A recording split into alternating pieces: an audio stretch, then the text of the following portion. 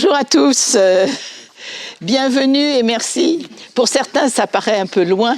Venir à la Défense, c'est toujours compliqué. Mais enfin, merci d'être venu et d'avoir fait cet effort. On attend encore un certain nombre de personnes parce que je crois que la circulation n'est pas très bonne non plus. Ben, c'est ce qu'on m'a dit. Je voulais tout d'abord vous dire que un de nos premiers clubs des entreprises, alors le club des entreprises, pour ceux qui ne le savent pas, ce sont des réunions trimestrielles que nous réalisons avec les membres de la filière des infrastructures, qui valorisent le savoir-faire et l'excellence du secteur et des entreprises du secteur.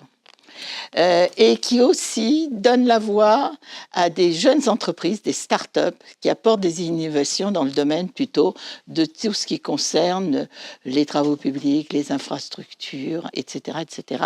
Et dans toute la filière.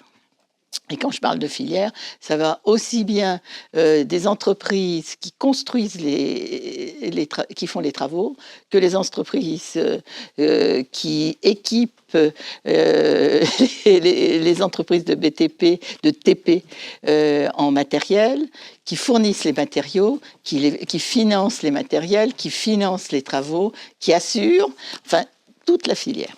Alors, ça, c'était qui loue les matériels aussi. Comment j'allais oublier qui loue les matériels? Alors, je rappelle qu'un de nos premiers clubs des entreprises s'était tenu il y a déjà 5 ans, presque 5 ans, au siège de l'Oxam, alors à la Porte Maillot, où déjà la Solidéo, avec Nicolas Ferrand, avait présenté le projet global pour assurer les Jeux olympiques et paralympiques à Paris, et qui supposait la construction de plus de 70 ouvrages dans le cadre d'enjeux climatiques et de préservation de la biodiversité qui se sont encore accrus avec le temps. Donc quoi de plus normal, à la veille de l'ouverture des Jeux, que de revenir chez l'Oxam et partenaire et fournisseur des Jeux olympiques et paralympiques pour ce colloque d'entreprise sur les infrastructures des Jeux olympiques.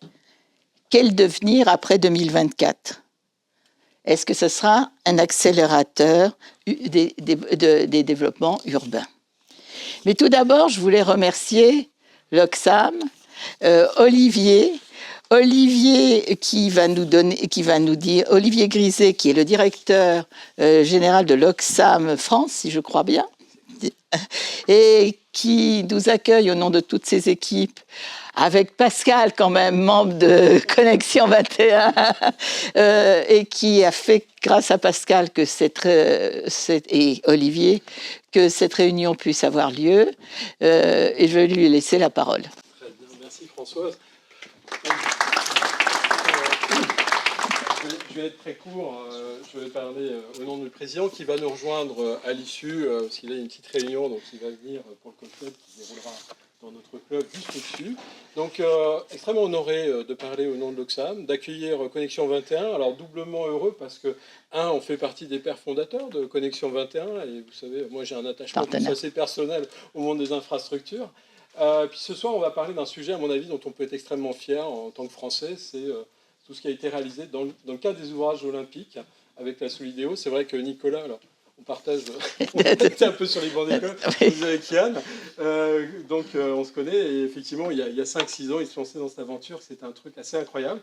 Et je pense dont on peut être fier en tant que Français, parce qu'effectivement, je me souviens, j'étais chez Saint-Gobain à l'époque, de mes collègues anglais, quand ils faisaient Londres 2012, ils transpiraient à grosses gouttes, et on peut être très fier quand même collectivement d'avoir réussi l'exploit avec nos clients, bien sûr, la Solidéo, mais aussi tous les fonctionnaires qui ont permis ça, on en parlait rapidement, de livrer tout ça en temps, en heure, avec un niveau de qualité, je pense, qui est tout à fait as design, parce qu'il y avait cette vision aussi d'avoir quelque chose qui était très respectueux, qui incorporait l'héritage et l'après, dont Yann va nous parler ce soir. Donc extrêmement fier de ça. Nous, à plus modeste échelle, on est un contributeur, effectivement, on participe à l'aventure. On a participé au travers de la Solidéo via nos clients qui nous ont sollicités, comme beaucoup de nos confrères. Mais également, on est très heureux parce que vous allez découvrir, si vous restez, vous avez le temps de partager le petit cocktail après. On est très fiers parce qu'on participe également à l'événement en tant que tel. Pour nous, ça a été une opportunité fabuleuse de rentrer dans un projet, d'être partie prenante. Donc très concrètement, on s'occupe de l'énergie temporaire pour Paris 2024 et puis également tout ce qui est hébergement, hospitalité, donc tous les bâtiments temporaires qui seront démontés à l'issue. Donc c'est un très gros projet qui mobilise beaucoup de monde chez nous. Et puis il y a eu des gros enjeux parce qu'on était présent sur des événements, mais là, c'est après la Coupe du Monde de rugby, ça a été vraiment encore une mise à l'échelle.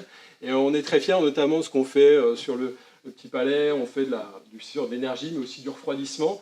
Et le projet le plus emblématique, qu'on va aussi devoir démonter dans des temps chrono, c'est ce qu'on a livré sur le centre de diffusion des images, hein, qui va héberger plus de 100 médias de tout le pays. C'est aussi une première pour OBS, hein, les Jeux Olympiques, la filiale en charge. On livre l'équivalent d'une bonne vingtaine de groupes qui font 1,3 MVA pour secourir dans une fraction de seconde pour s'assurer qu'il n'y aura aucune rupture dans les images. Donc on a une obligation de résultat. Et tout ça devra être démonté parce qu'il faut restituer tout ça à Viparis, vous voyez, c'est le salon du Bourget, en 2 mois chrono, une fois que c'est terminé. Donc c'est une vraie prouesse dont on est très fiers et on a effectivement été partie prenante dans l'exécution et de la livraison et je pense qu'on a aussi une fierté au niveau de nos équipes qui ont participé à un bout de cette aventure et qui participent en ce moment et qui ont participé pendant tout l'événement. Donc profitons, je suis très heureux d'accueillir Yann et Françoise ce soir et puis d'écouter ces paroles sur l'héritage. Nous aussi, c'est un mot qui nous est cher, hein, l'héritage, parce qu'on a beaucoup investi dans le cadre des JO. La question, c'est ce qui se passera après. Comment on capitalise sur ce savoir-faire. Ces savoir-faire français, parce que c'était ça aussi l'idée de l'engagement de l'Oxam, c'est de travailler en écosystème avec des champions français pour venir un peu prendre une place qui était un peu occupée historiquement par des anglo-saxons, des Anglais ou des Américains. Et je pense qu'on a, au travers de cet événement, constitué quelque chose avec un collectif, France Sport Expertise notamment, qui est amené à se pérenniser dans le temps. Donc ça aussi, c'est un motif de fierté de participer en tant qu'entreprise à cette aventure. Merci à toutes et à tous. Et puis, merci Olivier. Bonne soirée, à tout à l'heure pour le cocktail. Merci de nous accueillir et de ces mots. Et c'est vrai, je suis tout à fait d'accord que lorsqu'on dit ces champions français des infrastructures et du TP et des travaux publics, ces entreprises françaises, je le rappelle souvent, sont parmi les meilleures du monde. Et ça, il ne faut pas l'oublier. Et ce qui a été réalisé est quand même assez extraordinaire. C'est 70 ouvrages, mais je vais demander à Yann de venir me rejoindre et qui va nous présenter ce qui va advenir de Yann Krysenski, ce qui va devenir de ces 70 ouvrages après les Jeux et les olympiques et para-olympiques. Bonsoir à tous, je suis ravi d'être là aujourd'hui. Donc, je m'appelle Yann Krysenski. Comme vous le disiez, Nicolas est venu vous parler il y a 5 ans. Moi, j'ai rejoint l'équipe de la Solidéo il y a exactement 4 ans et 2 semaines. Et Nicolas m'a recruté pour organiser la livraison, le volet opérationnel, la livraison de tous les ouvrages que l'on a en maîtrise d'ouvrage directe. Voilà, donc je vais un peu plus vous développer ça. Mais avant d'entrer dans le détail, je voulais vous dire, on a réussi pour plein de raisons. On a aussi surtout réussi parce qu'on a eu un formidable travail d'équipe. Et en fait, avec les entreprises, avec les architectes, avec les concepteurs, les bureaux d'études, les fournisseurs, les investisseurs, on s'est dit qu'on allait dans une relation où on avait tous intérêt à réussir ensemble et où on réussirait tous ensemble. Et donc c'est ce message-là que je vous envoie en tant que participant, partenaire, fournisseur, constructeur. Donc cette présentation, en fait, je suis très modeste, en fait, c'est votre réussite, c'est la réussite de l'excellence. Donc voilà les 70 ouvrages. Alors, ils ne rentrent pas tous sur la slide. Il y a de tout. Et c'est ça la complexité de notre projet, c'est qu'on avait des projets à 500 000 euros et des projets à 500 millions. Et des projets encore plus élevés que 500 millions. Le village des athlètes, ici, donc, qui est l'aménagement de 300 000 m² de surface de plancher sur 3 villes, Saint-Denis, Saint-Ouen et Lissabon, on en parlera longuement après. C'est la moitié du budget. C'est le seul ouvrage, c'est la moitié des 4 milliards. Et après, j'ai des plus petits projets. Donc là, on a le projet de restauration de l'île des Vannes. J'aime beaucoup ce projet-là. C'est une ancienne salle de concert qui est sur l'île Saint-Denis, propriété de Saint-Ouen. Donc Queen a été en concert. Il y a de très, très nombreux très nombreuses célébrités qui y sont allées, à l'abandon depuis plusieurs dizaines d'années. Et on en fait du coup un ouvrage sportif à l'occasion des Jeux et puis sportif en héritage. Ici, je pense qu'on voit le gymnase du Bourget, ouvrage neuf. On a construit des passerelles, une base de police. Voilà, donc toutes les tailles d'ouvrages, de nombreuses piscines qu'on rénove à l'occasion des Jeux. Et en fait, quand on compare aux précédentes Olympiades, on a beaucoup moins de constructions neuves. On a beaucoup de rénovations. On ne construit pas un nouveau stade de France. On rénove le stade existant. Et finalement, notre budget, il est de 4 milliards, c'est beaucoup, mais c'est beaucoup moins que ce qu'ont dépensé les autres organisateurs. Donc je disais Londres, 8. On pense que Tokyo, c'était autour de 12 milliards. Pékin, on ne sait pas. En tout cas, moi, je ne sais pas. Et en fait, ça va dans l'idée, la volonté du CIO, que les jeux soient des jeux qui soient exemplaires, qui soient socialement acceptables, qui soient environnementalement vertueux. Et ça passe tout simplement par un focus sur la régénération et la rénovation plutôt que sur la construction neuve. Évidemment, on construit peu d'ouvrages neufs. Donc, le village de la Tête, on est obligé de le construire parce que nulle part ailleurs, on peut loger 14 000 athlètes dans un même lieu.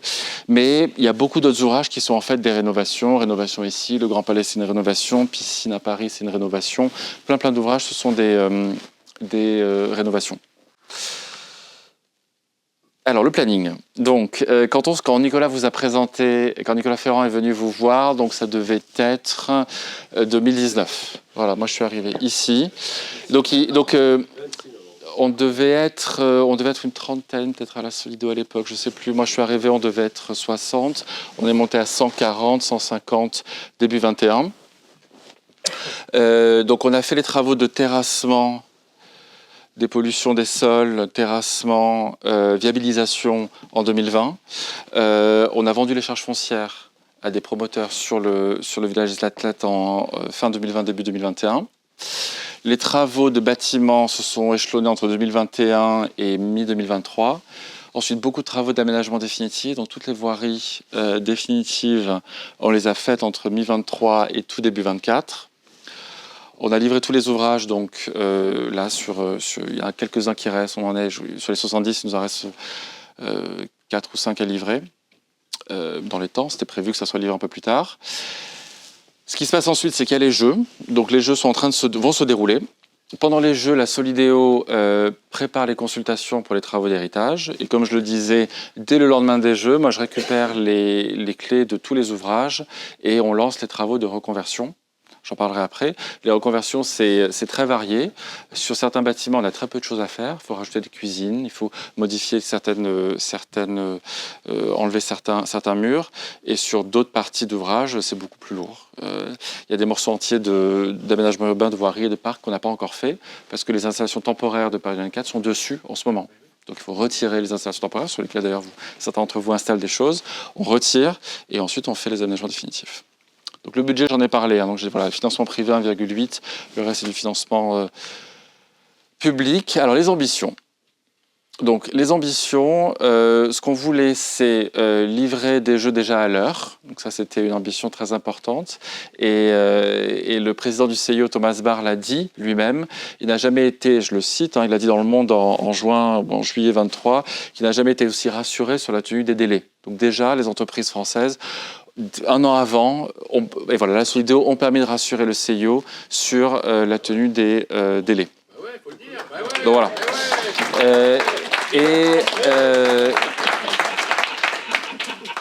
Non, mais il faut le dire. Et en fait, il faut éviter la normalisation de la chose. En fait, c'était pas gagné. En fait, enfin, ça a été. On a toujours été très très motivés, très confiants, mais on est passé par des périodes difficiles avec nos entreprises aussi. On a appliqué tout le code de l'environnement, de l'urbanisme, le code du travail. Les gens me disent parfois, mais vous avez eu des exceptions. En fait, on n'a eu aucune exception. On était en aparté tout à l'heure. On a même souvent appliqué le code dans sa plus pure exception, enfin, dans sa plus pure interprétation, parce qu'on savait qu'on était très regardés. Qu'on serait regardé par la France entière, on serait regardé par nos amis et des gens qui sont un peu moins nos amis. Et donc, on a absolument bénéficié d'aucune exception.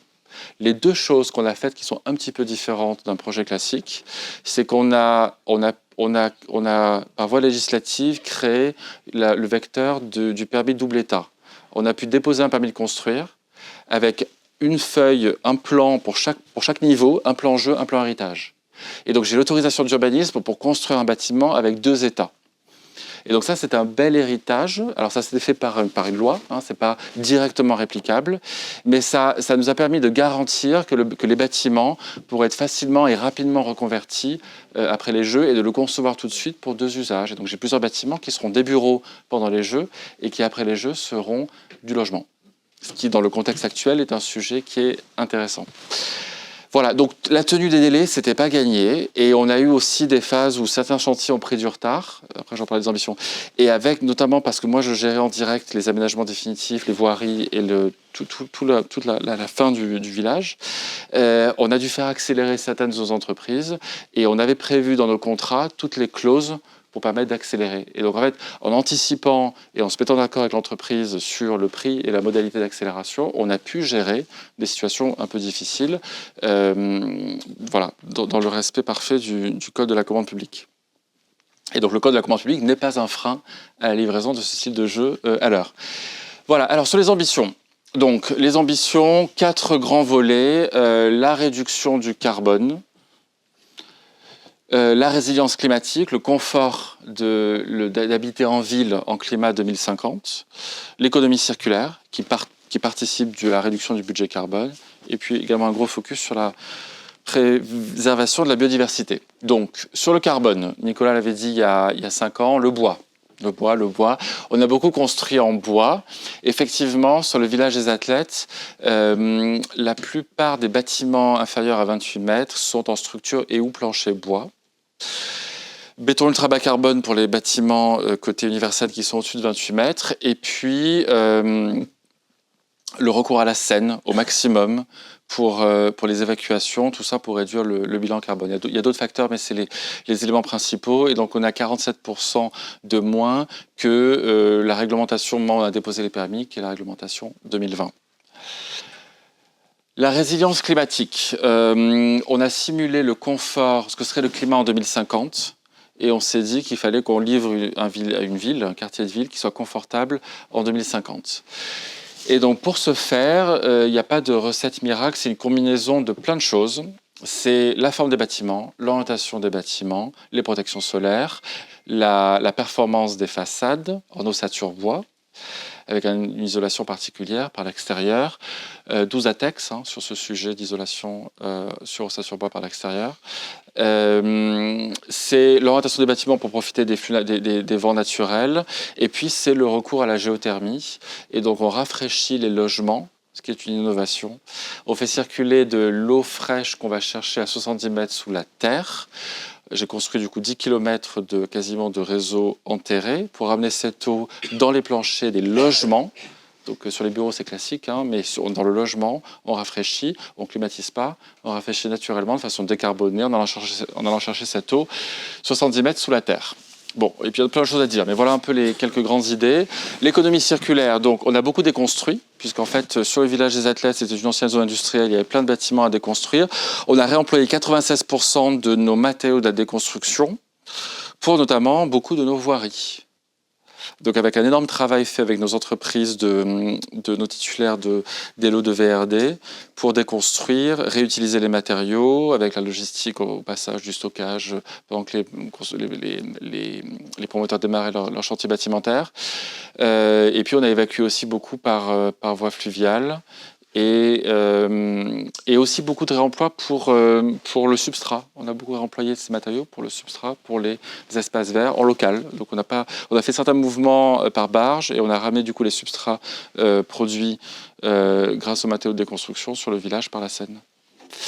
Et puis la préservation de la biodiversité, également comme vecteur de confort climatique, nos espaces publics qu'on veut confortables.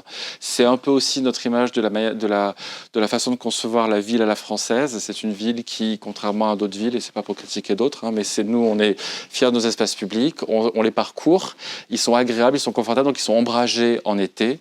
Et c'est un peu cette image-là qu'on veut laisser sur le village des athlètes. Et évidemment, vecteur de biodiversité avec la Seine sur le village qui est juste à côté.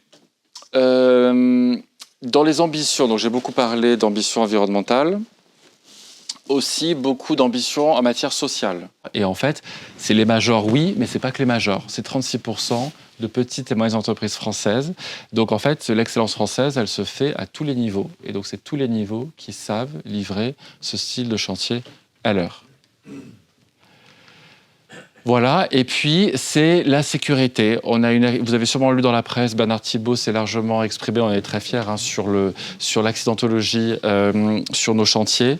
Alors c'est toujours trop, il y a toujours trop d'accidents par définition, mais nos taux de fréquence et nos taux de gravité sont 4 fois inférieurs à la moyenne du BTP. On a eu donc pour 4 milliards d'euros de travaux, on a eu 30 accidents graves et 180 accidents en tout, ce qui est et aucun mort. Et maintenant on peut le dire, les chantiers sont finis dans quelques semaines, donc je touche encore du bois. Mais voilà, la statistique du BTP nous prédisait des accidents gravissimes, voire des tragédies. Et donc on n'a rien eu. Et on veut laisser cet héritage du coup que l'accidentologie n'est pas une fatalité, mais qu'il faut s'organiser. Et donc, on a à la Solidéo, à tous les niveaux, nous, on a rencontré régulièrement les directeurs des entreprises, les directeurs d'agence des entreprises à mon niveau, Nicolas Ferrand, le directeur général de toutes les entreprises sur nos chantiers, pour les sensibiliser, qu'ils sensibilisent leurs équipes, que ça soit partagé à tous les niveaux. Et on a fait plein d'événements de valorisation de la sécurité gérée pour que tout le monde ait conscience sur chacun des chantiers qu'on est fiers d'être là et puis on est fiers de faire le travail ensemble et de se protéger les uns les autres. Alors, quelques images, parce que j'ai beaucoup, donc quelques visuels, et du coup, les mots que j'ai partagés, du coup, on va pouvoir un petit peu les illustrer. Donc, le village des athlètes, donc le sud est ici. On a le périph' qui est là, voilà. Et donc, on a aménagé tout ce quartier-là, tout ça, y compris sur l'île Saint-Denis. Et donc, ça sera, c'est la figure de proue des ouvrages olympiques, ça sera probablement là que la plupart des grosses parties des caméras seront pointées. La place des athlètes se situe ici, donc c'est un petit peu la place d'honneur du village. Et donc, ça va être une ville dans la ville pendant les Jeux. Donc, le périmètre va être clôturé pendant les Jeux, et 14 000 athlètes vont vivre en fait en vase clos dans cette ville dans la ville. Et après les Jeux, ça devient un quartier. Donc il fallait arriver à concevoir quelque chose qui puisse permettre aux athlètes de bien se sentir pendant les Jeux et ensuite au quartier de vivre. Donc ça a été un peu le rôle de la Solidéo, d'assembler les deux contraintes et de faire en sorte que dans la phase de reconversion qu'on va gérer après les Jeux, il y ait le moins de travaux possibles finalement, qu'il y ait le plus de choses qui puissent avoir le double usage. Donc globalement une quarantaine de bâtiments, 300 mètres carrés de surface de plancher. Donc on a alloti 4 promoteurs principaux. Pichet-Legendre sur l'île Saint-Denis. Vinci Immobilier ici sur Saint-Denis. Et sur Saint-Ouen, on a ICAD avec la caisse des dépôts. Et puis on a Nexity et FH Immobilier ici. En termes de constructeurs, on a tous les très grand nombre de constructeurs français, les majors, mais je ne vais pas les citer parce qu'en fait, on a aussi beaucoup de TPE, PME, donc voilà, tout le monde a, beaucoup de gens ont participé à ce village. Et donc, après les Jeux, le 11 septembre, et après la fin des Jeux paralympiques, Paris 2024 a quelques semaines pour retirer les installations temporaires. On reprend les clés. Et donc, moi, j'ai à peu près 1 an de travaux de reconversion. Ce qui va se passer donc à l'intérieur des bâtiments, tous les réseaux, les fluides sont déjà là, mais il faut qu'on fasse tomber la cloison entre la cuisine qui, pendant les Jeux, sert de chambre et le salon. Et il faut qu'on installe des cuisines. Donc, ce n'est pas des énormes travaux, mais quand on fait ça fois 3000 logements, ça fait quelques dizaines de millions d'euros. Par ailleurs, on a une gare routière qui est ici actuellement sur un futur parc. On doit enlever la gare routière qu'on a construite pour les Jeux et faire du coup un parc ici. Et puis sur les voiries, il y a pas mal d'endroits qu'on a dû laisser vierges pour les zones logistiques du COJO. On va devoir finaliser les aménagements du quartier. On a par ailleurs une crèche à construire, un groupe scolaire à construire. Enfin, on a quelques équipements publics à faire pour que le quartier prenne vie après les Jeux. On est à quelques pas de la nouvelle gare de Saint-Denis-Pleyel qui vient d'être qui va être inauguré dans quelques semaines, par là. Et donc voilà, on est à quelques centaines de mètres du plus gros hub du futur Grand Paris Express. Donc on est dans une dynamique en fait d'aménagement urbain qui est très riche en Seine-Saint-Denis. La ZAC des Docks était un énorme projet qui est quasiment livré. Le village est ici, le quartier Pleyel est également une ZAC ici, la gare de Saint-Denis-Pleyel est là. On s'insère dans une dynamique de territoire qui est très très très dynamique. Voilà, donc on a une image où on est un peu plus proche. Ça me permet de parler d'un sujet qui nous est très cher, c'est l'accessibilité. On voulait des jeux qui soient... On voulait démontrer qu'on peut construire un quartier de ville parfaitement accessible si on s'en donne les moyens. Et donc on a placé l'accessibilité tout en haut de nos critères de conception. Et donc ça s'illustre ici bien. Alors ça s'illustrait sur la rampe. Vous avez vu la première slide de ma diapo. On a cette très belle rampe qui en fait fait le lien entre la place haute et la place basse du village des athlètes. On aurait pu choisir une autre manière de gérer la déclivité. Et on a choisi de positionner le parcours accessible comme, en fait, on a posé cet objet architectural comme le parcours le plus qualitatif de la zone. Et on a fait le choix d'investir dans le parcours accessible, de montrer à tout le monde que ça devait être le parcours le plus qualitatif et finalement le symbole de cette place-là. Et c'est pareil ici. Sur le deuxième ouvrage de la zone publique la plus, je sais pas si c'est la plus noble, mais en tout cas très visible, hein, c'est ces immenses balades depuis donc, la rue Ampère jusqu'à la Seine. Donc on est sur Saint-Ouen. Voilà, on a organisé les espaces publics pour que le parcours accessible vienne en fait structurer l'espace public et devienne en fait la balade la plus sympathique, la plus désirée par tous. Et l'image qu'on veut laisser, c'est que il faut qu'on construise des quartiers de ville qui soient confortables pour tous, parce que ce qui est nécessaire pour quelqu'un qui est en situation de handicap est probablement en fait aussi désirable pour beaucoup.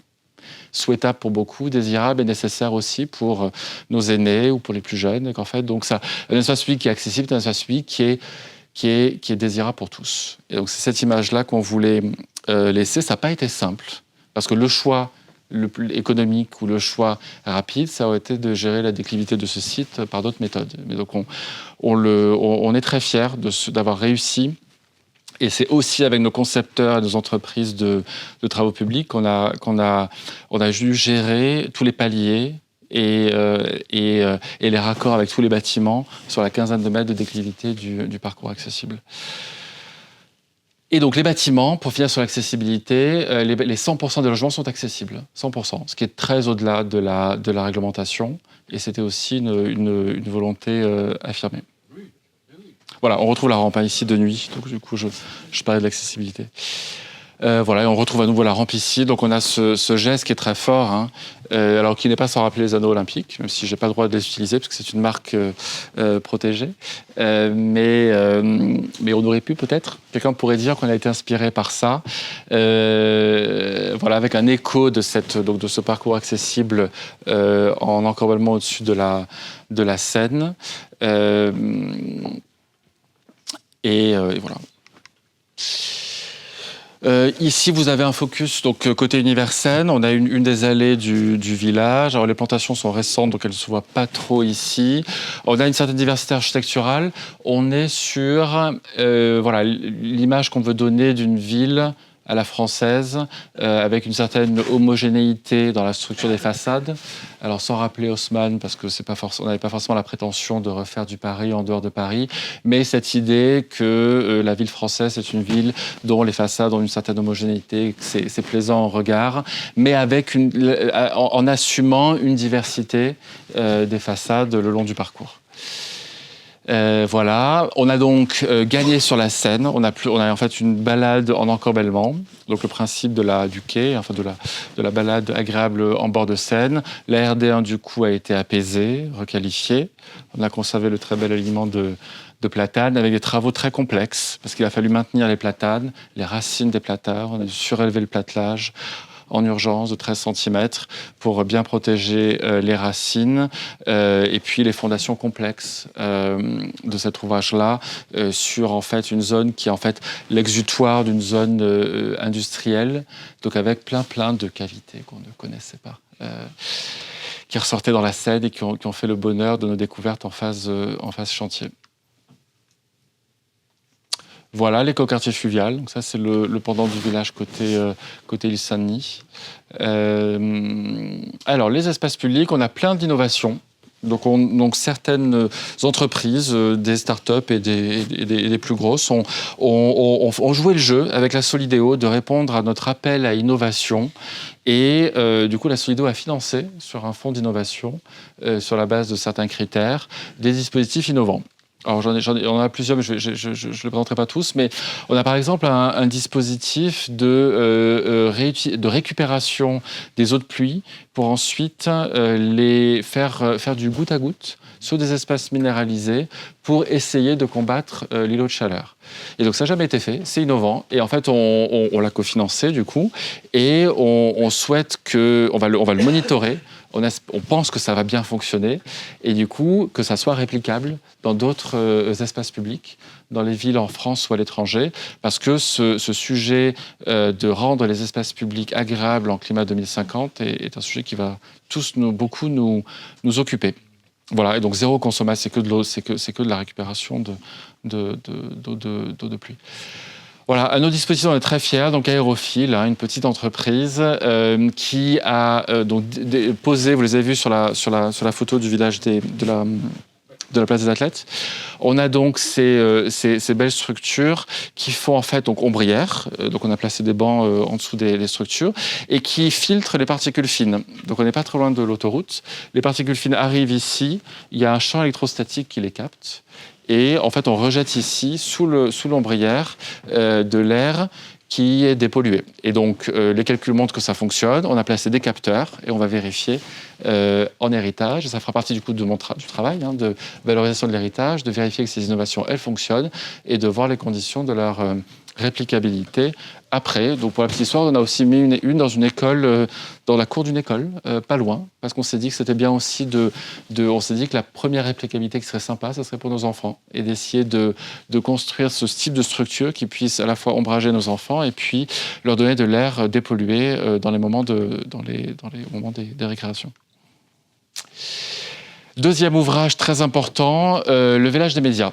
Donc, à proximité du Bourget, où il y aura énormément d'activités de production audiovisuelle, les journalistes, donc, ils travaillent en H24, enfin quasiment, et donc ils avaient besoin d'être logés à proximité. Donc, à proximité, on avait sur la ville de Duny un projet qui historiquement existait depuis longtemps et qui s'est concrétisé à l'occasion des Jeux. On construit à peu près 1300 logements ici, donc pour les journalistes pendant les Jeux et puis pour les habitants après les Jeux. Et on a fait une passerelle pour relier ça à la ville du Bourget, pour aller combattre une fracture urbaine qui est l'autoroute A1. Et on a profité ici, à l'occasion des Jeux et de la tenue des épreuves d'escalade sur le Bourget, pour reconfigurer entièrement et rénover la plaine des sports et la plaine scolaire du Bourget. Et donc voilà le village des médias livré. On est sur une écriture urbaine qui est très différente. On est sur plutôt l'idée de la cité-jardin, avec une présence de la nature qui est encore plus forte. C'est moins dense parce qu'il y a moins de contraintes. Voilà, donc certains me disent qu'ils préfèrent celui-là, qu'ils préfèrent l'autre. Après, tous les goûts sur la nature, je ne commente pas, mais c'est vrai qu'on est sur une écriture qui est très différente. Vous avez quelques images ici. Voilà, et puis cette très belle passerelle donc, qui relie le village des médias à la plaine des sports du Bourget derrière, qui est la première passerelle en France en bois sur une autoroute. Matisse, fournisseur constructeur du bois. Donc on en est très très fiers. Enfin moi Nicolas dit souvent il est ingénieur des ponts, donc je suis obligé de le dire aussi. Je suis ingénieur des ponts et donc du coup les ponts j'aime beaucoup et donc je suis très fier de. Enfin voilà, on aime beaucoup. On trouve l'ouvrage architecturalement très réussi, très beau. Et voilà, donc une très belle portée, vraiment un très bel ouvrage. Et puis donc cet ouvrage vous amène les piétons, les modes doux sur la plaine des sports depuis la Duny, donc plaine des sports du Bourget qui était existante. Les épreuves d'escalade vont s'organiser ici, donc là j'ai du temporaire. Après les jeux, on enlève, on fait un parc. Et on a profité du coup des jeux pour réaménager toute la plaine. On a eu un espèce de jeu de chaises musicales pour garantir la continuité sportive pendant les jeux, puisque les locaux avaient besoin de continuer à pratiquer le sport. Et donc, on a reconfiguré les équipements et on les a démolis au fur et à mesure de leur reconfiguration, donc un terrain de tennis, un terrain d'honneur, un gymnase, des écoles qu'on a reconstruites ici, et puis le parc qui arrivera après. Voilà, toujours beaucoup de bois, hein, ça fait partie, c'est le marqueur de la teinte de nos ambitions carbone. Le gymnase du Bourget, donc un des équipements que je mentionnais, qui servira à l'entraînement et à l'échauffement de l'escalade avant les épreuves d'escalade qui se tiennent du coup juste à côté. Voilà, la ville de Paris, donc un des maîtres d'ouvrage à qui on a confié les ouvrages, a réalisé cette très belle aréna, Didas Arena, porte de la Chapelle, qui a été inaugurée le 11 février de mémoire, c'est ça. Avec des premières compétitions, des premiers matchs juste après. Donc en héritage, ça sera le basket qui se tiendra, le club de basket qui sera là. Et puis un des plus beaux ouvrages qu'on a livrés, c'est le centre aquatique olympique, évidemment, inauguré par le président de la République il y a quelques mois.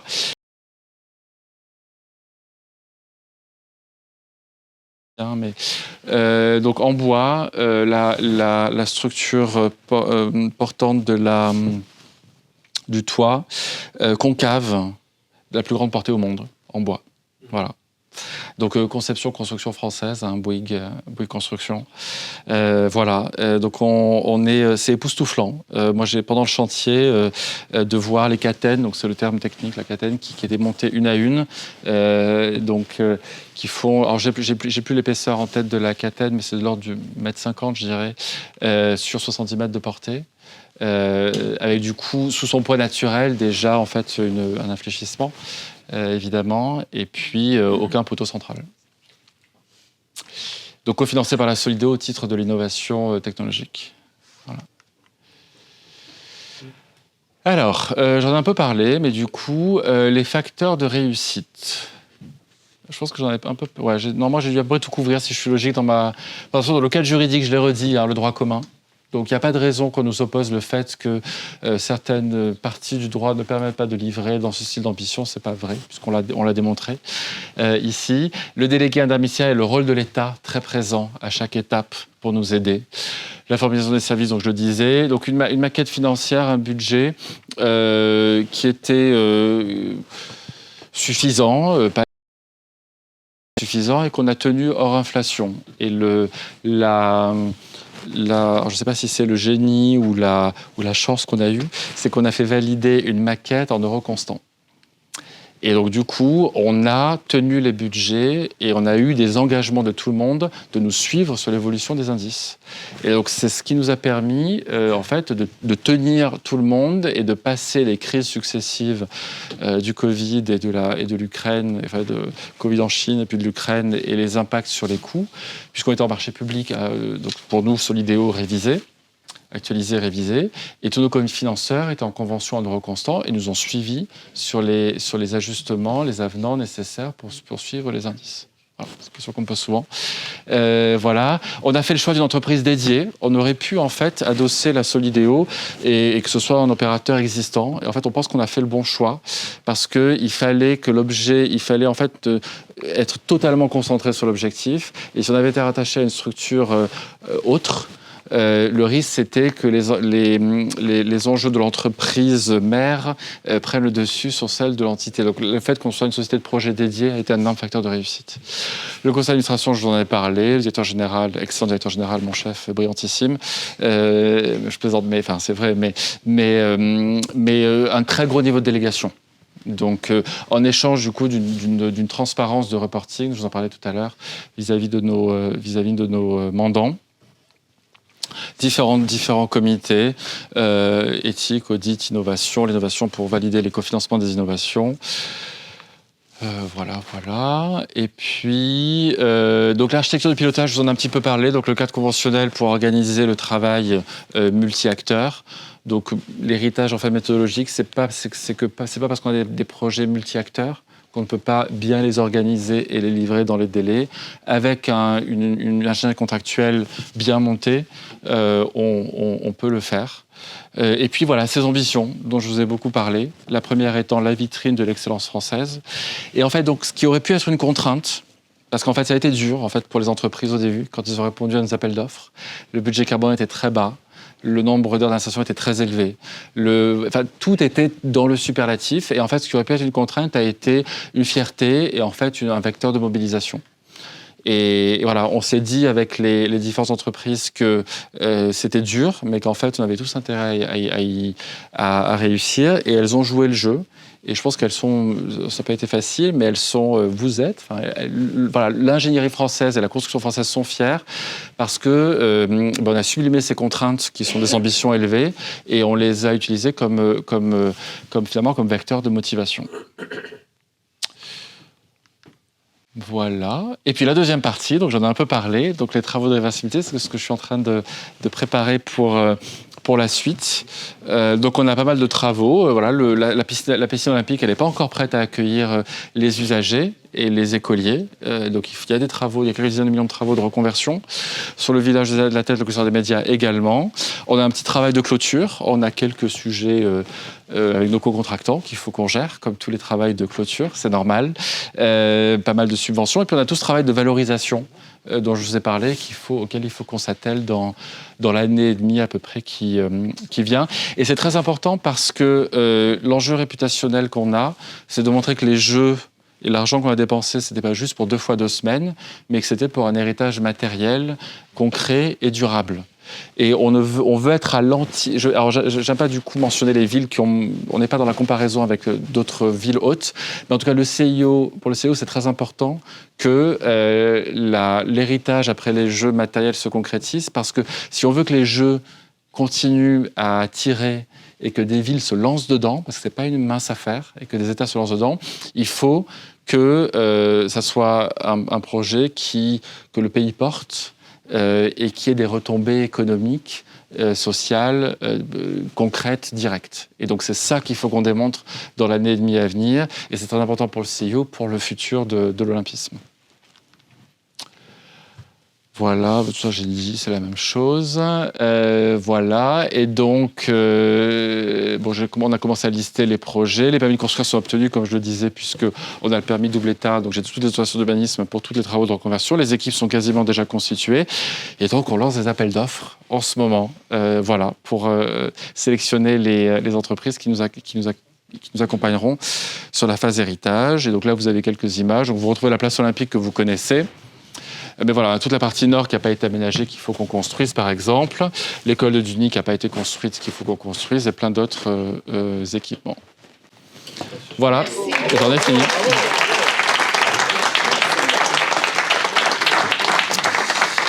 Vraiment impressionnant, un projet. On m'avait dit 45 minutes, j'ai fait 43 minutes. Oh, voilà. C'est parfait. Donc C'est ça, à l'heure, non, mais c'est dans l'ADN. Voilà. Bravo, et c'est un projet colossal, mais exemplaire, et qui montre l'excellence française. Et puis ici, on est bien tous ensemble, toujours ensemble. Et je trouve que cette idée de dire on le fait tous ensemble, c'est aussi une merveilleuse idée. C'est là où on est les plus performants. Je pense que oui, la relation, on a eu une relation avec nos entreprises, nos partenaires, qui, même si elle était régie par un contrat, on a toujours respecté le contrat dans les intérêts des entreprises, mais on a une relation de proximité que moi j'avais jamais eue. Et en fait, on a été obligé de l'avoir parce qu'il fallait que les équipes tiennent. En fait, il y avait beaucoup de pression, et donc on a été obligé d'être dans l'interrelationnel de façon très forte pour que les hommes et les femmes derrière tiennent. Allez-y pour les questions, oui, bien sûr. J'espère que je ne vous ai pas assommé. Il y en a plein. Très simple. En termes d'héritage, sur la partie logement, finalement, il y aura combien de logements ? En tout, à peu près 4000 logements. Donc, on a produit à peu près 4 000 logements. Alors, on peut comparer ça à la statistique de production de logements annuelle en France ou en Ile-de-France, bon, même si le contexte de la crise fait que les chiffres sont moins pertinents, mais c'est à peu près 4 000 logements, oui. Oh, bon, un aménageur classique, hein, donc, parce qu'on est aménageur, hein, on pense qu'il aurait mis à peu près 15 ou 20 ans à faire ce qu'on a fait. Ah oui. À peu près, mais c'est pas du tout pour critiquer, mais parce que nous on avait une contrainte temporelle, donc on pense qu'on a fait à peu près en 3 à 4 fois plus rapide. Pardon ? Et du coup, la coactivité entre les voiries et les bâtiments a été pour nous, et pour mes entreprises de VRD, un enjeu colossal. Parce que globalement, on avait les façades qui se faisaient en partie en même temps qu'on faisait les chantiers de VRD, de coactivité verticale et tout ce que le CSPS Interchantier nous dit de ne pas faire. Du coup, on l'a quand même fait, on a mesuré nos risques et on a géré. Ouais. D'autres questions ? Il y avait une autre question. Ça nous paraît bien loin, mais le Covid 2020, plus les incertitudes qui a duré, est-ce que ça vous a perturbé ? Ça a perturbé l'industrie, les matériaux, etc. Mais même vous, dans la vision de... Alors, on a eu... Ouais, alors je peux pas dire que ça nous a pas perturbé, que ça nous a stressé, ça nous a un peu perturbé. On démarrait en fait une partie de nos travaux de viabilisation, de terrassement plutôt. Et donc on a eu la chance, on n'a pas arrêté les chantiers. Et on a très rapidement discuté longuement avec tous nos CSPS, avec l'OPPBTP, avec les entreprises. Rapidement, on a compris que les travaux en extérieur pouvaient se poursuivre. Et donc, on n'a pas arrêté les chantiers. On a démarré les chantiers, en fait, au démarrage du Covid, ce qui était le pire moment. Mais ça, comme on a beaucoup échangé, on s'est senti fort, entreprises et nous, pour y aller. On a assumé chacun nos responsabilités.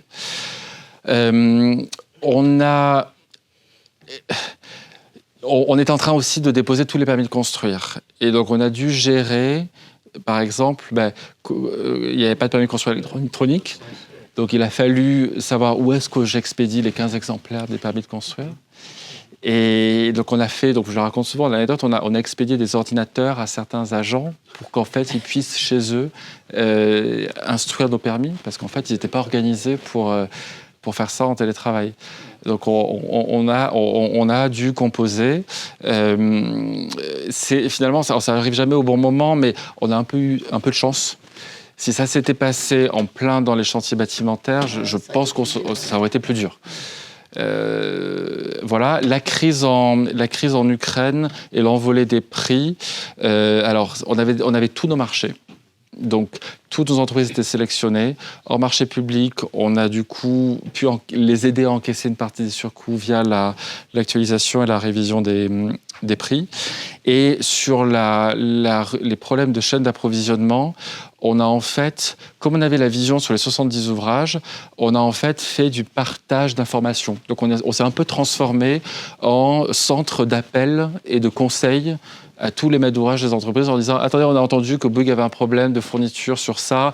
Ils ont dit on a du coup fait, avec l'autorisation de chacun, on a un peu fait le recueil des systèmes D et des alertes pour que chacun puisse gérer sa chaîne logistique et anticiper surtout les commandes. Et donc on a eu quelques retards. La charpente en acier de l'Arena est arrivée quelques mois en retard. On a eu quelques sujets, mais bon, on avait de la marge et donc ça a pu s'encaisser. Voilà, on n'a pas eu de chance, mais on a eu aussi, dans la malchance, on a eu aussi peut-être probablement un peu de chance. Olivier ? J'ai deux questions. Alors, 4 milliards, c'était l'enveloppe du build. Quid de l'ordre de grandeur pour la reconversion ? Première question. Et deuxième question, c'est, on voit qu'on a, si j'ai bien compris, gagné à peu près un facteur 3. Sur les délais, oui. Facteur pi, magique. Le fameux. Les délais. Le fameux. Est-ce que ce modèle de maîtrise d'ouvrage ou de gestion de projet, dans le cadre des réurbanisations, des reconversions de friches, a un avenir ou finalement ouvre de nouvelles voies pour accélérer justement la mutation d'un certain nombre de fonciers vers un peu défavorisés? Donc, alors sur le premier point, donc la reconversion, c'est un peu moins de 10%. On est sur à peu près 300 millions d'euros. C'est dans les 4 milliards. Voilà. Mais en fait, c'est qu'une partie des coûts sont déjà dans les coûts de la construction. Notre objectif, c'était d'optimiser. Et d'ailleurs, les constructeurs et les promoteurs sont jugés sur le taux de réemploi des matériaux qu'ils sont obligés d'enlever pour la phase de reconversion. Et ils doivent revaloriser 90% des matériaux qu'ils enlèvent du village en phase de reconversion. Donc, ils étaient très, très motivés à ce que le volume de reconversion soit le plus faible possible. Donc, c'est pour la première question. Pour la deuxième, alors ça n'inclut pas, donc c'est ça, j'ai bien répondu. Pour la deuxième question, donc le modèle de la Solideo, qui est une structure de projet dédiée, alors à titre personnel, moi je suis convaincu que c'est un bon modèle, mais sous certaines conditions. On a plutôt c'est une maîtrise d'ouvrage forte, avec des gens qui font ça en fait, qui ont toujours fait ça. Donc on n'a que des gens qui sont expérimentés en maîtrise d'ouvrage. On est très structuré et bien, entre guillemets, bien organisé. Et on avait un mandat qui était très clair et qui était financé. Donc le financement était garanti. On avait un alignement des acteurs pour tenir une date butoir. Et je pense que sous ces conditions-là, le modèle de la Solideo est un modèle intéressant. Et il est intéressant en France dans des projets où on est très souvent multi-acteurs.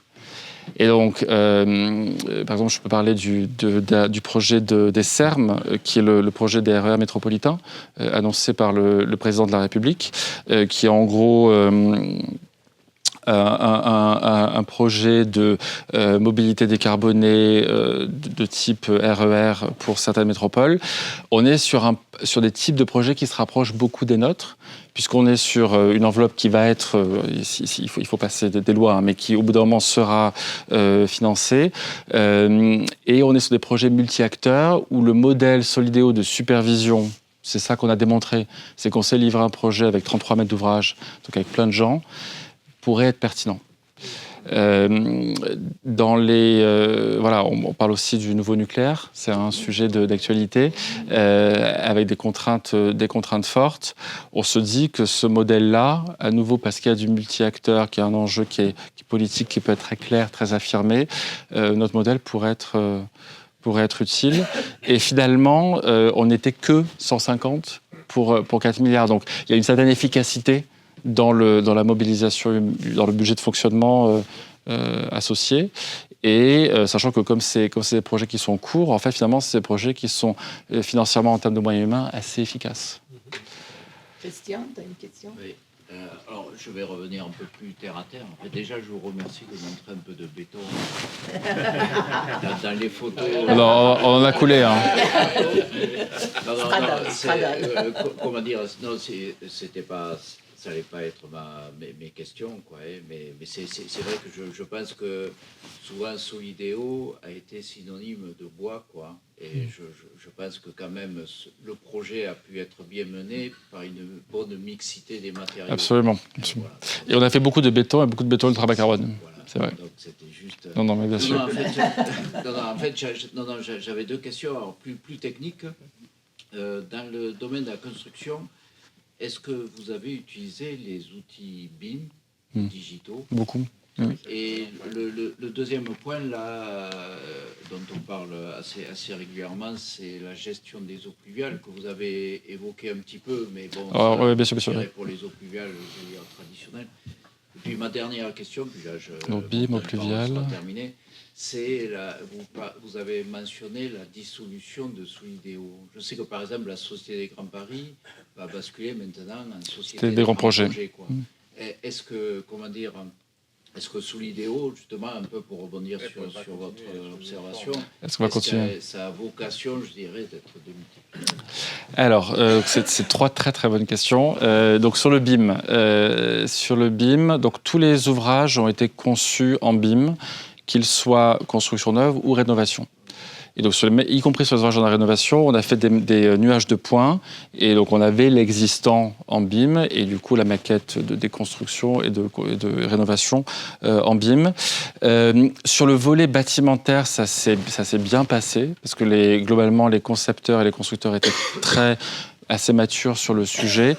Sur le volet travaux publics, ça a été plus compliqué parce que c'est une pratique qui est peut-être moins répandue, mais on a eu énormément d'efforts et de bonne volonté faites. Et donc nos 2 maîtres d'œuvre sur le village et le cluster, donc qui sont respectivement Aegis et OGI, ont joué le jeu du coup de la conception full beam. On a publié nos DCE en full beam et les entreprises ont répondu. Elles ont fait leurs études d'exécution et c'est là où, pour certaines, on n'est pas arrivé à faire les études d'exécution en beam. Pour certaines, oui, et pour certaines, non. Donc, en fait, on est très content qu'on n'en veut pas à ceux qui ont.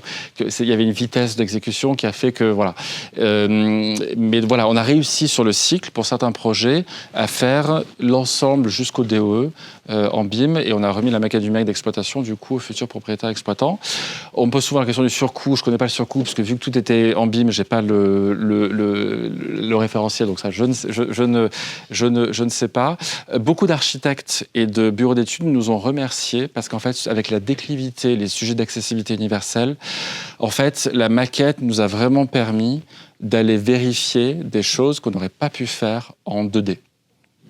Et donc, notamment quand je reviens sur cette zone-là, qui est extrêmement compliquée, je vais essayer de la remontrer, c'est le Maïfino. Je pense qu'en fait, la conception en BIM nous a sauvé la mise. Parce qu'il y a eu de nombreuses séances pour celle-là. Oups, je suis allé trop vite, pardon. Hop. Bon, elle est passée un peu trop vite. Voilà, celle-là. Donc, il y a 15 mètres de déclivité, il y a des paliers, il y a des portes, un palier sur 2 à peu près. Et du coup, l'architecte coordonnateur avait en charge de nous garantir les raccords et l'accessibilité. Et elle nous a dit qu'en fait, sur la maquette, elle n'y serait pas arrivée. Donc la maquette, c'était bien l'assemblage de la maquette du bâtiment et de la maquette des espaces publics. Nous, Solideo, on avait un cahier des charges qui est très clair avec les deux concepteurs-constructeurs, et c'est nous qui avons assemblé. Et donc ça, c'est assez atypique. Moi, j'avais des BIM managers dans mon équipe, dont le rôle n'était pas de concevoir, mais dont le rôle à temps plein a été en fait d'assembler toutes les maquettes de tous les projets. Et on avait, alors c'est 2 architectes, donc ils avaient aussi un regard, donc ils nous aidaient, nous, à essayer aussi de voir s'il n'y avait pas des sujets. Et puis, ça a été un super outil de discussion avec les collectivités et de participation du public, parce qu'on a du coup pu en faire des modèles d'immersion qu'on a partagés avec les futurs habitants, alors avec les élus, avec les services techniques, avec les futurs habitants, et on a pu faire un peu de participation citoyenne sur certains choix sur les espaces publics, grâce à la représentation 3D directement extraite des maquettes. Voilà pour les maquettes. Enfin, on peut en parler encore plus, mais il faut... voilà. Ensuite, sur la deuxième question, sur la gestion des eaux. Donc, on a la gestion des eaux à la parcelle. On a en fait des noues plantées qui sont très largement réparties sur les espaces publics et dans les îlots et qui nous permettent de gérer la totalité des eaux pluviales à la parcelle. Voilà en résumé. Je vous passe aux détails parce qu'en pratique, certaines natures de terrain n'étaient pas exactement ce qu'on pensait. Voilà, il faut qu'on retravaille certaines noues, mais c'est entre guillemets du classique. Voilà, donc gestion à la parcelle. Et puis sur le volet de la Solideo, donc la loi olympique nous donne une durée de vie limitée. On disparaît en fait. Les moyens humains de la Solideo disparaissent au 31 décembre 2025, dans un peu moins de 2 ans. Donc en fait, tous nos collaborateurs... Oui, donc la loi... Et ensuite, on aura quelques queues de projets et quelques sujets administratifs et juridiques. Et donc c'est Grand Paris Aménagement, qui était l'aménageur d'Île-de-France, qui fournira les moyens à la Solideo devenue coquille vide pour finaliser ces opérations. Mais il n'y avait plus assez de volume d'activité après, entre guillemets, 90% du travail de reconversion sera fait au 31 décembre 25. Donc au 1er janvier 26, il n'y avait plus besoin de garder des moyens propres à la Solideo. Après, la question s'est posée de est-ce qu'on ne garderait pas cet outil-là comme un outil de l'État pour porter des projets? Alors, il y a plusieurs complexités à ça. C'est que globalement, les gens sont en poste et donc il faut très rapidement aller trouver un portefeuille qu'on n'avait pas forcément sous la main. Et en fait, toute notre gouvernance est organisée autour des jeux. C'est notre conseil d'administration est quand même très orienté sur les jeux. Donc, il fallait revoir toute la structuration et la gouvernance de l'entreprise. Et donc, c'était pas simple. C'était pas simple. Moi, je crois beaucoup plus en la réplicabilité. Donc, en fait, dans l'idée qu'on reproduise le modèle de la Solideo. Pas forcément qu'on garde l'entité en tant que telle, mais qu'on reproduise notre modèle. Et donc ça, c'est un peu, voilà, c'est ça. Donc ça, c'est un peu mon travail de l'année prochaine dans la partie donc héritage méthode immatériel. J'ai pas mal d'étages matériels, mais sur la partie héritage immatériel, c'est d'aller voir comment on peut pitcher peut-être, ou en tout cas favoriser la création de ce style de modèle pour, par exemple, les métropolitains, j'en parlais tout à l'heure, c'est confié à la SGP, mais la SGP pourrait s'imprégner de notre modèle pour organiser leur projet. Ça peut, donc voilà, le nouveau nucléaire, c'est celui dont on parle. Et puis il y a plein de projets d'aménagement urbain qui doivent se faire en France. Et on est sous tutelle de la DHUP, donc au ministère de la Transition écologique, qui a en charge la tutelle de tous les établissements publics. Donc voilà, je pense que l'État va vouloir s'inspirer de notre modèle, mais plutôt pour faire des clones, entre guillemets. Je crois qu'on va peut-être s'arrêter là, on continuera tout à l'heure. Merci Yann. Les membres de Connexion 21, là on est complètement dans notre monde, c'est-à-dire dans notre ADN. Ce projet qui intègre des innovations, qui intègre des rénovations, des reconversions, tout ça pour avoir des infrastructures vertueuses, pas seulement pour aujourd'hui, mais aussi pour les jeunes, puisque vous avez pris en compte le climat qui en sera en 2050. C'est exactement, nous, ce qu'on essaie de faire comprendre. Et vous le réalisez. Bon, donc, nous, c'est merveilleux. Pour nous, c'est Je suis ravi. C'est merveilleux et on vous remercie. SmartPreuve, société SmartPreuve, qui a développé une application qui vous permet de collecter en vidéo ou en photo des éléments de preuve et les enregistrer de façon fiable via un ancrage blockchain. Et je laisse vous expliquer tout ça. 10 minutes pile. Pile, ça marche. Bonsoir à tous. Déjà, un grand merci Françoise pour cette occasion de vous parler de ma solution. Alors, moi, je vais vous parler des situations dans lesquelles ça ne se passe pas forcément bien. Et je vous avoue que c'est compliqué de passer après à votre présentation, Yann, parce que on est vraiment sur un exemple de projet qui a été extrêmement bien géré. D'ailleurs, je pense qu'en aparté, je vous poserai peut-être des questions sur les cadres contractuels, etc. Parce que c'est vraiment... effectivement, c'est... En fait, vous détricotez ce que je vais vous présenter maintenant. Bien que je pense qu'on a quand même des solutions et on a des choses qui peuvent être intéressantes. Alors, SmartPreuve, effectivement, c'est une solution qui va vous permettre de collecter des photos, des vidéos qui vont avoir une valeur probante reconnue devant les tribunaux. Aujourd'hui, alors oui, voilà, c'est bon, super. Il y a des tas de situations que vous connaissez tous, que vous avez probablement vécues sur les chantiers des JO, dans lesquels on a besoin de documenter l'évolution du chantier, mais surtout on a besoin de documenter dans le but d'avoir à un moment donné une preuve qui va permettre de démontrer la bonne foi, la bonne réalisation ou la bonne exécution d'une prestation. La réalité, c'est que très souvent, ces preuves sont collectées simplement avec votre téléphone portable, vous prenez une photo, vous prenez une vidéo, et en réalité, on est sur des preuves qui vont être discutables. Pourquoi elles sont discutables ? Parce que quand vous prenez une photo avec votre téléphone portable, cette photo est faite pour être jolie, instagrammable, elle n'est pas du tout faite pour documenter un chantier, et où elle est faite pour se classer de manière intelligente dans votre pellicule. Et donc du coup, vos appareils, que vous soyez sur Android, iPhone ou autre, vont vous permettre de modifier un certain nombre de métadescriptions. Ces métadescriptions, c'est la date, c'est le lieu, c'est le cas échéant appliquer un filtre. Et c'est pour ça, ici, vous voyez, on est sur des chantiers bien plus modestes. On est sur des rénovations, par exemple, de combles sur un petit chantier. C'était pris dans le sud de la France, dans le 83, un 2 août à 18h.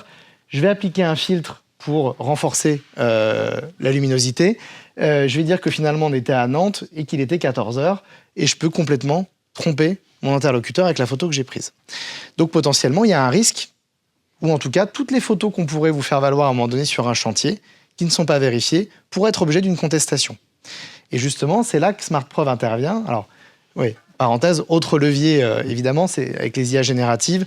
Aujourd'hui, n'importe qui peut avoir des outils dans lesquels vous allez complètement falsifier une image, et en 2 clics, gratuitement ou pour quelques euros, vous allez pouvoir, ici c'est l'exemple d'un dégât des eaux dans le cadre des assurances, vous dites tiens, l'assurance pour moins de 1 000 € ne va jamais faire déplacer un expert. j'imagine, enfin, j'ai un petit début de dégâts des eaux, j'en profiterai bien pour refaire toute ma salle de bain, étendre avec l'IA, paf, j'ai un dégât des eaux qui fait tout le plafond. Je demande le maximum à mon assureur, j'en profite pour repeindre tout mon plafond, éventuellement refaire un bout de carrelage. Bon, ça c'est de la fraude à l'assurance. Donc on comprend bien ici qu'on est sur une logique où les photos et les vidéos vont être objets de fraude et de discussions de plus en plus fréquentes. La solution qu'on a créée, on l'a créée en collaboration avec une cinquantaine de commissaires de justice, c'est ceux qu'on appelait des huissiers jusqu'à juin 2022, que vous avez peut-être encore des huissiers dans vos pratiques. Et en fait, on a co-créé cette solution pour se dire, OK, aujourd'hui, on va créer une solution tiers de confiance qui va permettre d'avoir des garanties probantes sur l'image qui va être fournie sur un ensemble de descriptions qu'on appelle aussi des fichiers EXIF sur les images, qui vont venir garantir l'eurodatage qu'on garantit par la blockchain, mais qu'on garantit aussi par signature électronique. Ce qu'il faut savoir, c'est que la blockchain, aujourd'hui, en droit européen, n'est pas reconnue.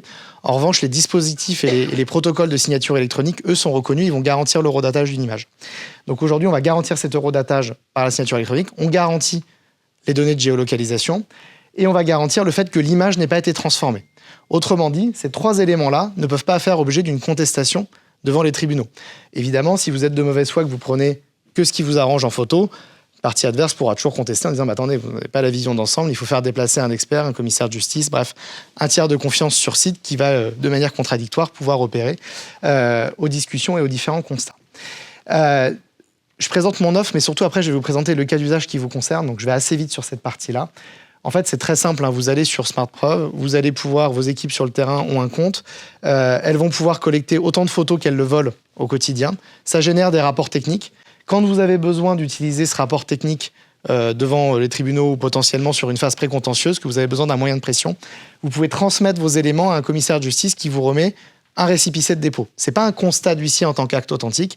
En revanche, c'est vraiment un moyen de pression qui va permettre potentiellement de trouver un terrain d'entente un peu plus rapidement à l'amiable. Comme on a les huissiers de justice dans le dispositif, on va gérer aussi tout ce qui va être constat. Pour le coup, l'huissier se déplace sur site, ça vaut le prix d'un constat. On gère par exemple tous les constats sur les chantiers de construction et de rénovation de McDo, d'Ivory, qui est un implantateur d'antennes 5G, et d'autres acteurs. Donc ça, c'est vraiment jusqu'ici, c'est notre solution innovante. L'outil clé en main sur terrain que va pouvoir utiliser un agent, un maître d'œuvre, un sous-traitant sur le terrain qui veut vous démontrer que tout a été fait correctement dans les règles de l'art. Potentiellement, il commence à y avoir un claim, c'est là-dessus que je vais vous emmener dans mon cas d'usage après. J'ai besoin d'un moyen de pression, j'ai besoin d'aller plus loin, je vais pouvoir le transmettre à un commissaire de justice. J'ai besoin de constats d'huissier. On a un réseau France entière qui intervient dans des critères de cahier des charges que vous définissez avec nous. En termes de valeur probante, parce que c'est tout l'enjeu, la brique du bas, c'est la façon dont la plupart des chantiers se documentent sur le terrain avec des boucles WhatsApp, tac, je t'envoie une photo, tout s'est bien passé, c'est fini, mais tout ça, c'est des éléments qui vont être discutables si effectivement les choses se passent mal. La brique intermédiaire qu'on est en train de créer, qui est une force probante renforcée, c'est-à-dire que tous les éléments qui vont être collectés par l'intermédiaire de notre solution ne pourront pas faire l'objet d'une contestation et il y a des caractéristiques techniques qui font qu'un magistrat va recevoir les éléments et va les analyser comme tels. Le must, évidemment, étant une expertise contradictoire ou un constat d'huissier, parce que là, vous avez une force probante qui va être indiscutable, sauf inscription en faux, qui est quand même une procédure assez lourde, très très compliquée à mettre en œuvre. Alors, là où ça devient intéressant pour des chantiers complexes, comme ceux que vous avez traités avec les JO, c'est qu'en fait, SmartProv, et ça, c'est vraiment notre projet R&D actuellement, c'est sur ça qu'on est en train de travailler. C'est la première fois que je le pitch devant des personnes clés comme vous l'êtes, les acteurs de la construction et de l'infrastructure. C'est qu'on va permettre en fait de gérer les réclamations de manière accélérée. Très concrètement, je pense que je vous apprends rien, les réclamations sur des chantiers complexes d'infrastructure, globalement, il y a très souvent du retard. Ces retards engendrent des surcoûts et en réalité, beaucoup d'acteurs, en tout cas anglo-saxons, ça c'est les chiffres que je mets ici sont tirés d'études anglo-saxonnes, en fait font de l'argent sur la gestion de réclamations et sur les imprévus de chantier qui vont derrière refacturer en faisant jouer les différentes clauses du contrat. Aujourd'hui, on travaille avec Prime Conseil, qui est une entreprise qui fait du contract management, et on travaille sur un projet, et je vais vous le prendre autour d'un cas d'usage, je pense que c'est comme ça que c'est le plus simple de le comprendre, et vous allez comprendre comment l'intelligence artificielle va, avec SmartProv, venir augmenter certaines situations. On est sur un chantier ici dans lequel il y a une inondation, parce que l'acteur du terrassement n'a pas forcément respecté certains aspects du cahier des charges. Il y a eu un orage un peu fort. Les installations électriques qui venaient d'être posées, du coup, sont menacées par l'humidité du chantier. Et on est une veille de pont. Et on a l'agent technique qui passe et qui se dit « Oh là là, bon sang, ce que je viens de voir va me pourrir mon week-end et ma semaine qui vient, j'avais prévu de poser des vacances, je ne vais pas le voir ou je vais faire une déclaration très limitée. Donc on est le 27 octobre, on a les ponts du mois de novembre. Globalement, le claim doit être géré quand même donc la réclamation doit être gérée contractuellement dans des délais qui sont relativement serrés. Et donc du coup, la conséquence de ça, c'est que la plupart du temps, entre le moment où une situation est découverte et le moment où la réclamation part, vous allez avoir entre 30 et 50 jours qui passent. Parce qu'il faut que ça soit formalisé par le responsable du contract management, ça repasse par les opérations, il y a souvent des expertises, bref, on est souvent sur des moments qui prennent vraiment du retard. Ce retard, potentiellement, va créer des dégâts complémentaires, va devoir faire réintervenir des corps, va augmenter des surcoûts. Bref, je ne vous fais pas de dessin, vous vivez ça au quotidien. Vous pouvez être amené à l'avoir vécu au quotidien.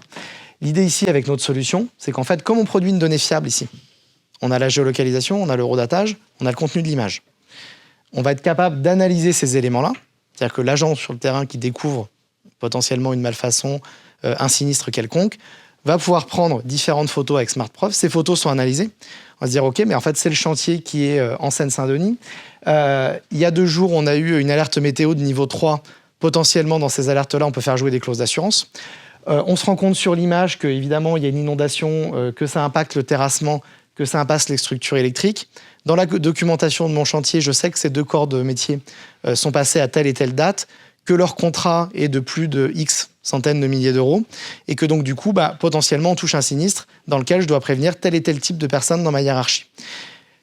Les courriers vont déjà être pré-rédigés avec de l'IA, puisqu'en fait, l'IA va être capable on va former un data space, un RAG, dans lequel on va analyser les images, les parcs contractuels, les pratiques éventuellement que vous avez au niveau de votre groupe, qu'on va pouvoir recouper avec des données complémentaires, type météo, environnement et données d'environnement. On va recouper tout ça et en fait, ça va formaliser en quelques minutes les différentes personnes qu'il faut prévenir, les différents courriers types qu'il faut leur envoyer et éventuellement les différentes zones de contrôle. Il faut l'envoyer au contract manager, il faut l'envoyer à la direction juridique, il faut l'envoyer à la direction des opérations. Et donc tout le monde va recevoir ça en validation. Les éléments seront pré-complétés et pré-enregistrés. Et donc du coup, vous ne mettez plus 30 à 50 jours pour former votre réclamation. Vous avez réduit votre coût sensiblement. Tout ce qui est petite réclamation aujourd'hui sur les chantiers, mais qui plus représente à la fin un surcoût qui n'est pas du tout négligeable et ne sont pas traités parce qu'en fait, ça prend du temps humain à traiter, ça vous fait déplacer des personnes, etc. Non seulement vous gagnez du temps, vous gagnez potentiellement des ressources humaines dessus et surtout, vous allez pouvoir les formaliser là où vous ne les formalisiez pas jusqu'à présent. Donc ça, c'est vraiment le cas d'usage sur lequel on est en train de travailler. On travaille avec, je peux le dire officiellement, j'ai le courrier avec un laboratoire de Paris 1 Sorbonne. On travaille donc avec Prime Conseil que je vous montrais et qui nous structure, qui est vraiment spécialiste du contract management. On va travailler avec un assureur qui est en train de rejoindre le projet. Et aujourd'hui, on répond à un appel d'offres donc de la BPI avec un consortium et on cherche un acteur construction qui serait intéressé pour travailler sur ce projet en POC avec nous, sachant que on est sur un appel à projet de la BPI, donc une grande partie est cofinancée par la BPI.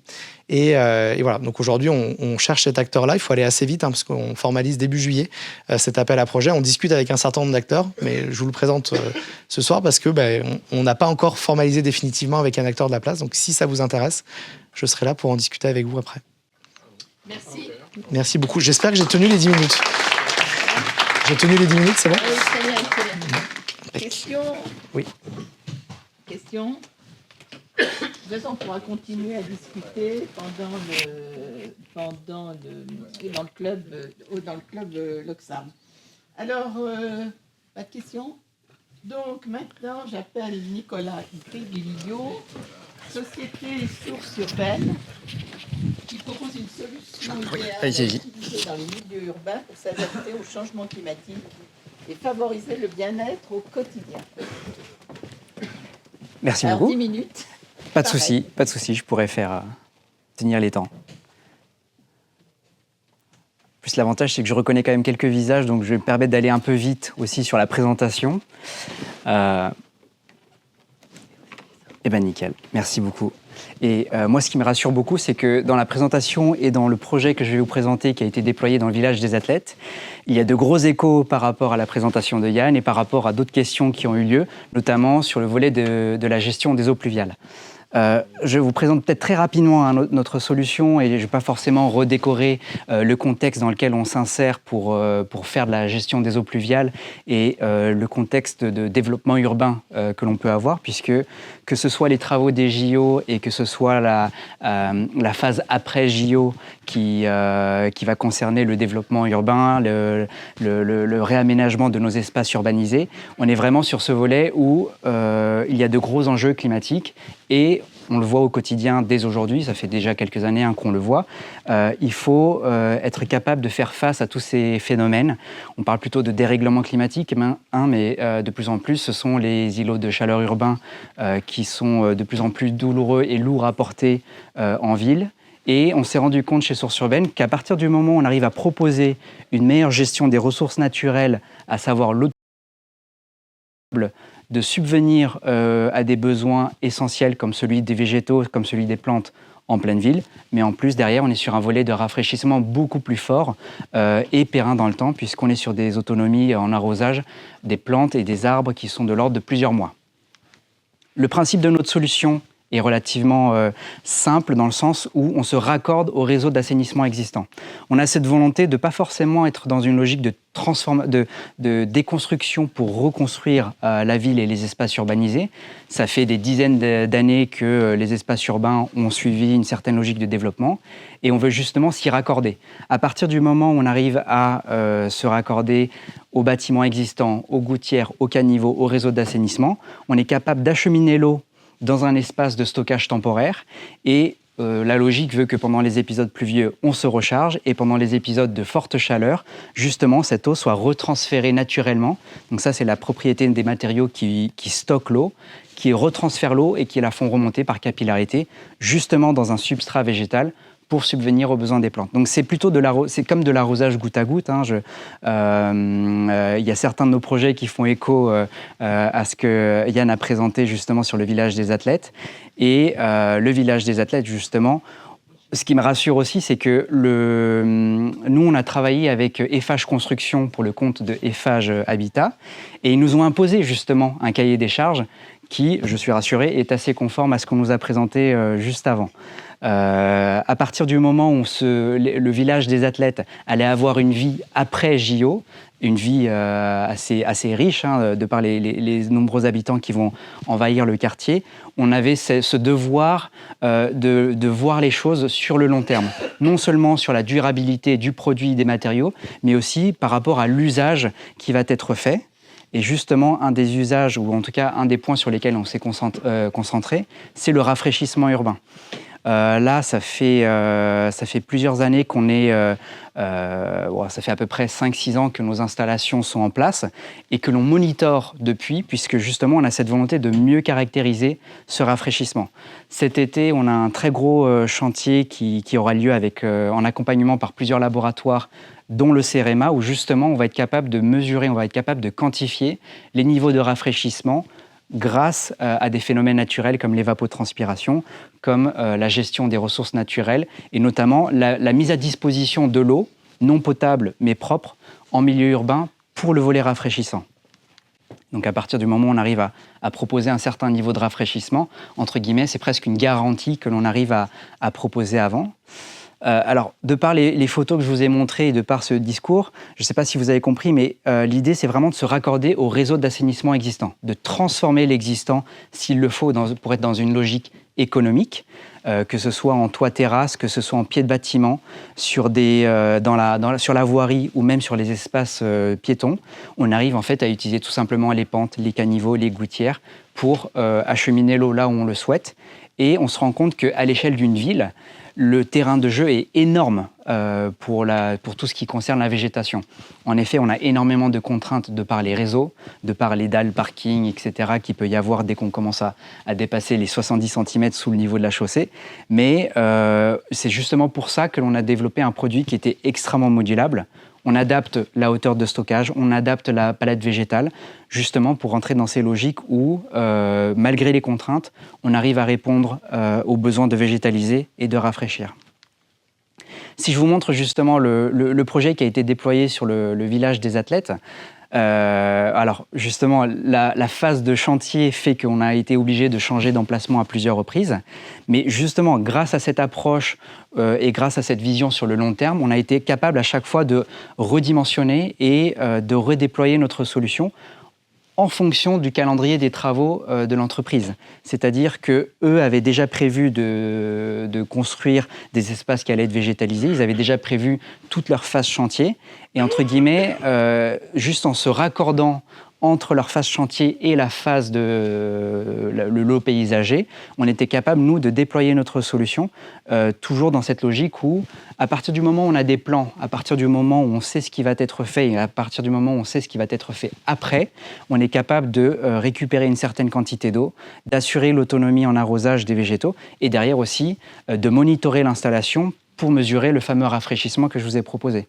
Alors, c'est un peu plus compliqué que juste de mesurer avec un thermomètre, puisqu'on va chercher le rafraîchissement, la température ressentie par l'homme, l'ombrage, le vent, tout ça fait partie des cahiers des charges justement que les entreprises de TP avaient pour instruction, et sur lequel nous on s'est raccordé pour venir ajouter une strate supplémentaire d'autonomie, de meilleure gestion des eaux pluviales et de rafraîchissement.